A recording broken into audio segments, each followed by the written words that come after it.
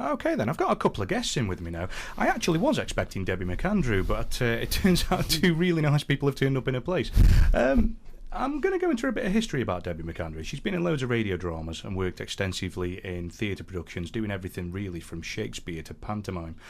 She's also played Rita in a production of Educating Rita, Maria in The Sound of Music, and she's also made numerous television appearances. Probably the one she's best remembered for is a time living with Curly Watts at number 7 Coronation Street.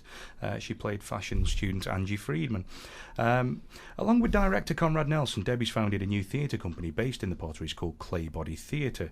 The new company's inaugural production will be taking place here in the mother town of Stoke-on-Trent, Burslem. The play's called Ugly Duck, and it's all about a guy who's out of work and decides to become a nude model for life drawing classes. And he's okay taking his clothes off as long as he can leave his Port Vale hat on. The flyers and the posters that I've seen do depict that really well.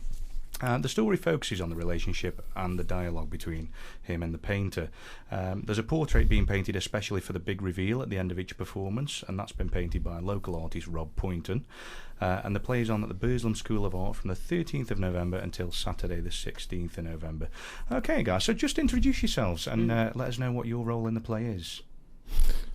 I'm Sue Twist, and I'm playing the artist's mother, really. There's 4 of us in it. Okay. Drina. And I'm James Masters, and I play Mark, who is Drina's husband, plumber, and sponsor to the arts of my daughter's painting. Fantastic. Well, thanks for coming in to have a chat with us today, guys. Now, tell us a bit about the preparations on the lead-up. What's happening at the moment? Well, we're in our final week of rehearsals. We've been rehearsing it for 2 weeks over at the. We're lucky. We're actually in the not the actual space we're doing it in the art school, at the School of Art, but sort of next room down, really. Okay. So it's nice, but it's a very similar room to where we're doing it. So it's nice to do a play out of a theatre in actually the site specific. It was supposed to be in an art room. And we are in an art room, so it's lovely getting that atmosphere as well. I must say that part of it didn't sound really unique to me. Yeah. Every play or bit of theatre I've been to see has taken place on a stage. Sorry if I can just put in. Fire away. What I like about it is that there can be a bit of a sort of a thing about theatre. The amount of people that say, theatre's not for me. Oh, no, I don't do that sort of thing. And with this, you're not going to a theatre with a capital T. You're going to theatre with a. You are having a theatrical experience, but it's not in a theatre. You don't have to dress up. There's no protocol. There's no right or wrong way of doing anything. You just fetch up to the Burslem School of Art, climb the stairs, and we're performing in one of the art rooms. Yeah, theatre can be quite pretentious at times, can't it? You have to wear your best suit or dress, and that can put people off. People say, "Oh, that's for a certain group. It's not for me," and they never go, so they never know it is for them. I started way back when in the 70s, and I went to drama school and then came back to Stoke to work at the Vic, because that was the theatre that made me want to be an actor. Because at the Vic, you get a regular. There were 2 old ladies used to sit on the front row for every production, and then you get students, and then you get the so-called theatre people, and that's what this is like for me. That's what I found so attractive. It's a brand new play. It's about somebody in the Potteries, but it has larger. It's not just a kind of local play about local people.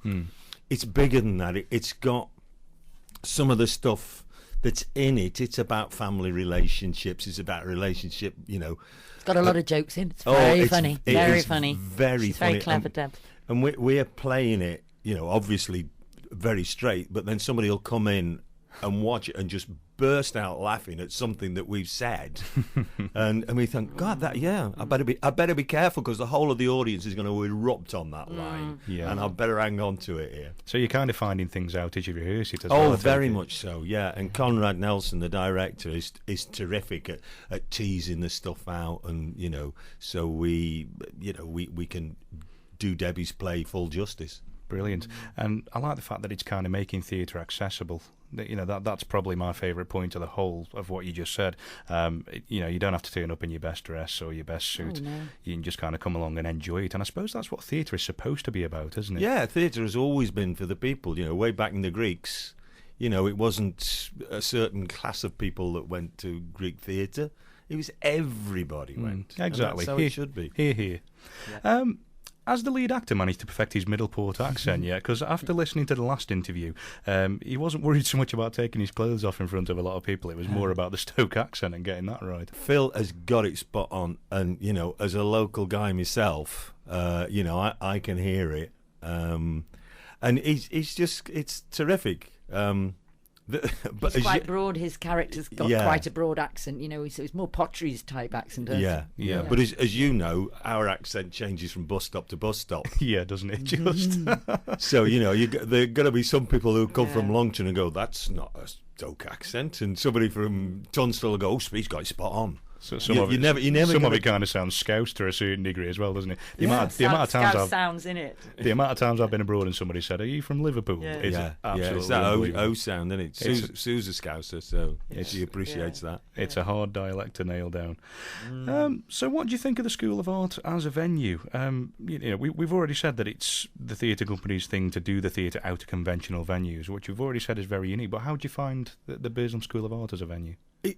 For me, I think it's terrific because it's about an artist, it's about art, and Burslem, it for me has always been the artistic heart of Stoke, and at the risk of sounding a bit kind of maudlin, the thought that Susie Cooper and Clarice Cliff walked on the same floors that we're rehearsing on is kind of awesome, I think. When I was a teenager, all my mates did their dip ADs there before they went to university. So I know it from that beautiful perspective. Building. Oh, Absolutely it's beautiful fabulous. Building, I was just going to mention, you've got to walk around the town and you can't help but appreciate some of the architecture around here. The School of Art itself is a beautiful building. It's beautiful, and there's a wonderful exhibition at the moment on in the foyer. Yeah, there is. There's always something going on there, isn't there? It's lovely. It's a real pleasure to work there actually, and to be rehearsing there. And is it taking place in one room or a number of rooms? One room. We're just in one, yes, in the pottery bit, really, aren't we? The pottery room. Yeah. And how many people does it accommodate? I think there are about 80 a night we can put in there. So I bet it's going to be quite a close knit and warm atmosphere as well, isn't it? Theatres can be quite massive, but oh no, you'll be quite. I don't know what the actual length is, but we're an intimate space. Intimate. That's the word I was looking for. You don't get many plays with just 80 people there. No, and I think you feel, we're all in the same room. There's there's no like platform stage sort of thing. It's a continual floor, and the audience happen to be at one end, and we're up the other end. So it's lovely. Cracking. Lovely. How have they gone about the whole nudity side of things? Does the guy actually take everything off? Sorry, I was just going to say something about that because I don't want people to be put off. I thought I mentioned it for that reason. It's not. It does say on the thing there is nudity, but not of a sexual nature, and it's only he's actually because he doesn't really want to. He's been unemployed. This chap who answers the advert, and it's not. The whole thing is that it is a nude, not. He's not naked. It's a body she's drawing, and if you go to a life drawing class, it's not, oh dear, there's a naughty, And it's very discreet. It's very discreet, and it's not all through. The way he's positioned on the stage. Yeah, you wouldn't. Yeah, he's got a. Yes. So you don't see a nude body the whole time throughout the play, and it's made funny, so it's not gratuitous at all either. I think Debbie's the first to say I hate. Nakedness on stage for no reason, There's no point. I think audiences get a bit nervous, and the way Debbie's written it is the character's nervous, so it allows everybody in the room to be a little bit nervous and then go, actually, this is okay. Fine. And I suppose it can add to that intimate atmosphere as well, can't it? I mean, it's no big deal, it's no big deal really, I don't think, is it? I have to say it's been one of the most surreal experiences, sitting running lines with Phil while he's being painted by Rob, and he's sat there in just his underpants. Yes, Rob is so fantastic, the local painter who's done this, isn't he? It's just beautiful. Yeah. I've actually seen it on display, and it is something to be adored. It really painting. is. Yeah. No, it's a Okay. joy. Um, Nothing like live theatre either. We Nope. do other stuff, but every night's different with a different audience, because that's like it'll be the fifth character in the play, really. An audience. It's like live anything, and it's better than you're better off going to Vale Park than you are watching it on the telly. yeah, definitely. Exactly. Atmosphere. I think too many people watch the telly these days, to be honest. There's way more going on out there. Yeah. What other venues have the actors performed in? Not necessarily for your Claybody Group, but, do you know of any others? Any other plays that the actors have been in? We've been in, and the other two have Yeah. been in. But you've actually done a lot in the New Vic. I've been at the New Vic. We all have, except Rach. Yeah. And I was at the Old Vic for about 8 years. Right. Rep. I mean, we used to be rep, really. When we started as oldies, it was rep in a town, wasn't it? You stayed a season. There's a fair level of experience, I mean, I think all of us have, done the major theatres in the country, both subsidised and West End and stuff. Yeah. Rachel's in a radio play by Maxine Peake, isn't she? Oh, it was on yesterday. Yes, or Monday, about the miners and Scargill. Yeah, Max that's Peake right. Road. Yeah. So there's a lot of experience, and of course Susan Twist sat next to me, star of Brookside. Oh, years ago. Yeah. I didn't know about this. When were you going to tell us that? Well, I was. I was in it for 3 years as Rosie Banks, who's the Banks family, and we discovered it was the bodies under the patio time. So we discovered, if you've never watched it, Dan, no. But I watched Brookside a long time ago. 96 I left, so I was there from 93 to 96, so a long time ago. It went off a long time ago. Yeah. 96, I think I would have been about 10 or 11. Yeah. You wouldn't be allowed to watch it then. No, I did. That's the worrying part. But I'm not detecting much of the Liverpoolian accent there. Was that something you put on? Oh, well, I'm from Liverpool. Do you know what I mean? Like, Just trying to iron it out to get a Stoke accent in. what were you doing? Yes, I think I left Liverpool though when I was 16, or 17. Now I can hear my accent now. You're so very well spoken. It's surprising. It's unbelievable. And so would that be your most notable performance then, of I everything don't know you've if done? it's notable, but I was on there for 3 years, so it's the telly that I've done the longest, I suppose, and probably was most recognised in, yes, I suppose. Excellent. I know after reading up on Debbie's performances in Coronation Street and a few of the interviews that she's done, people kind of say to her, would you see it as a blessing or a curse? And I get the impression she wasn't big on the fame side of things. I'm not exactly the same.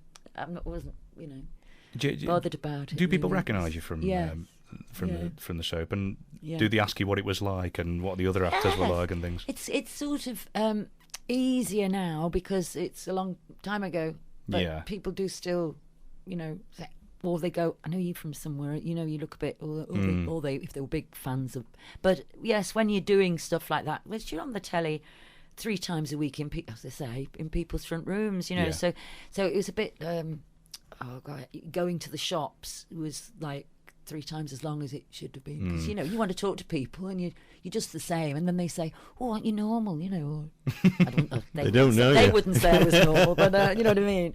I can imagine yeah. getting called the character's name was the most Yes. annoying part, wasn't it? And the character I played won the lottery in Brookside, so I could never stand in a lot. That was the last time I think I bought a lottery ticket because they used to give me grief saying, "You've won this. What are you doing?" in stuff like that. And they actually think stuff happens to you. I think there's some of the boys in the show.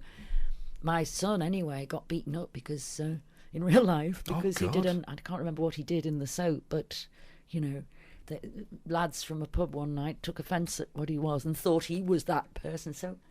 They do take it quite seriously. People do take a soap quite, They do, don't they? seriously. I think the soap villains get the worst of it, don't they? That's right. No, they do have a tough time. They really do. But you've been in people's front rooms, haven't you? That's what they say. Yeah. And how about yourself? What would you say your best performance is? Well, telly-wise, I did a series called Blue Dove, which was set in Stoke. And we were at the old I forget whose pottery it was, but it was up top end of Hanley. And there was 8 episodes of that. It was due to go into another series, but for whatever reason they didn't. So there was that. I think the thing I'm most proud of. I was in Hillsborough.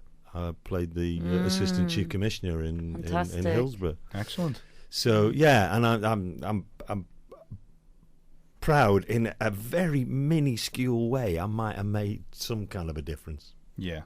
Yeah. Very minuscule, but it's just, it was fabulously written, and it was just a travesty of justice. But it's great to do live, the isn't it? Live rather than telly is so technical. Yeah, you're not in control of it, are you? The theatre is an actor's medium. Yeah. Because once we're on there, the writer, the director, anybody, we could do what we like, and there's nothing that can stop us. Whereas on the telly or film or radio, you're a warm prop, I was thinking. Yes, yeah, good, yeah. Well. Okay, I've got to say, any theatre production or play or panto or a film or TV programme or anything, my favourite part is always finding out the backgrounds of things. And my wife will tell you, I'll sit watching the telly and I'll be looking at what's going on in the background rather than what the two people are saying. I'm really bad for it. But particularly I like the bloopers at the end of films where you look at all the funny bits that have happened during rehearsals and filming and things. Yeah. I just think it gives you a unique perspective into what's behind the character that you're watching. So has anything happened on set while you guys have been rehearsing that sort of stood out to you and you've had a good laugh about? Gosh. Besides the fact that you were quite awkward sitting there while he was in his pants getting painted. Poor old thing. He's been sat there every morning having the life, robbed during this, because there is he's done all the paintings on the set, which are fantastic. Anyway, to come to see those, it's like an art gallery for lovely Rob Point and stuff. We had our costume thing today. We've bought costumes and been around the charity shops, with the designer, and we looked at each other's costumes this morning, and it was very funny looking at. That's like being a child in the dressing up box. It's just, and you look at the other bit. Oh, that's just what I thought you'd be wearing. But it's sort of on our bloopers are on a kind of regular basis, aren't they? When we're rehearsing. Yeah. They are. I can't for the life of me think of anything funny just now. No, I can't. Yeah, we do. You have to laugh at that stuff when you're repeating stuff, and you've got to try bits and bobs that sometimes will be chucked out, and you just go over the top and silly, because it's funny. It's a very funny play, so we make each other laugh while we're rehearsing. Somebody does something because we're trying things out. That's what the rehearsal's about. And then another actor can just lose their, being serious, and they're laughing at the other actor doing their stuff. I have a scene with Phil, and I'm upstage doing some stuff and talking about stuff, and he's downstage. And I thought, what on earth is everybody laughing at? But they're laughing at his reaction to what I'm doing. Yeah. And I was, complete. I caught, because he's got his back to me, and I've got my back to him. So we couldn't, I couldn't see what he's doing. What are people laughing at? This is my serious bit here. Yeah, it is. It's been so long. I have to say, this area. What I mentioned about Burslem School of Art. I think earlier on, while we were rehearsing, I had a day off, because I wasn't in the bit that they were doing, and I went round all these. I went to the ceramic bicentennial thing, the Spode, the old Spode factory, and the visitors thing, and Emma Bridgewater, all the stuff round here. It's been a wonderful education for me, because although I've been at the New Vic, I'd never really been round the potteries. Well, that's Newcastle, you see. Yes, you're not really the potteries. I think when you look, it's been brilliant. All the amazing art and ceramic stuff going on here. When you live round here, you see it all the time, and I suppose you kind of lose perspective on some of the beauty that is round here. Lisa, who should have been interviewing you today, who I'm covering for, she did something called The Beauty in Burslem a while back, and she was encouraging amateur photographers to take photographs of the local area to find the beauty in Burslem. That was the whole idea of it. And some amazing photos were taken. I can't even describe it. If ever you get a chance, just Google Beauty in Burslem and look it up. And that goes out to the listener too. Please do Google it. I'm sure she's doing something similar very soon. It's a beautiful small town, isn't it? Oh, it's fantastic. Keep saying, look at that building, finding new stuff. It's beautiful. Right in the middle, you've got the Angel on top of the town. Yeah. I haven't seen her. She's actually very popular around the mother town, is the Angel. Yeah. I remember when they took it down to clean her, and they had her in the Hanley Museum, and you could stand, 2 foot away from it. What's it made of? Don't know, metal of Oh. some description, Oh, yeah, and, could be and painted gold. Brass or something? Oh. Yeah, I guess. But Ah, yeah, it was just beautiful. standing and be, because you can never get that close to it. Do you know, I did wonder, driving past a few times and the sun's gleaming off it, you think, how is that thing that clean? So I never knew they'd taken it down to clean it recently. Yeah. How long ago was that? It's probably about 15 years ago now. Really? Yeah. God. Because it still looks gorgeous, I've got Yeah. to say. Yeah. Wonder what they're going to do with that building. It's beautiful, isn't it?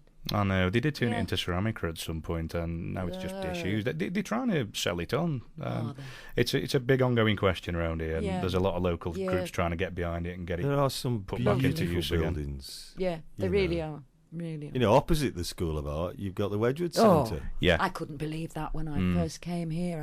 I still can't actually. Looking out the window, because we're literally opposite it, and in Yeah. the rehearsal room we can just see that fantastic facade. It's like a cove, isn't it? With Yeah. I've never seen anything like it in my life. If you read Mark Rice's book, Emma Bridgewater's Oh, husband, yes. he's done a fantastic book. And he said if these buildings were in Manchester, they'd have been done up and sold off for millions to yuppies. Yeah. And it's true, and it's such a tragedy that they're being let, to, No, people Just- should get on there, join up, and they should. and They should. demand something like. And done, there you know. you have it, folks. The Claybody Theatre Group promoting Burslem for you. Okay then, guys, the most important part. How do people get their hands on tickets and find out more about the event? Here we are. I've got it all here written down. It says tickets are available at Bear Wall. The telephone number is 01782 258843.